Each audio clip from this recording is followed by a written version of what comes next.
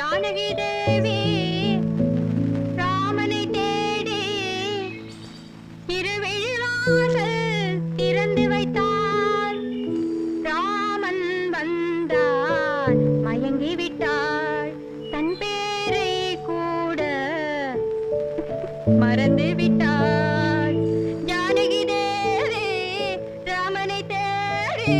என்னங்க என்னங்க என்னங்க, உங்களை எனக்கு ரொம்ப பிடிச்சு போச்சுங்க. உங்களையே கல்யாணம் பண்ணிக்கிறேங்க.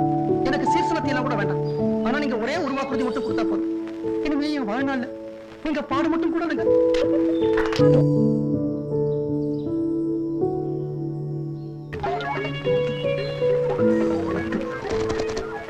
கோதாவரி கோதாவரி கோதாவரி, இவதான். ஓ புரியுது புரியுது.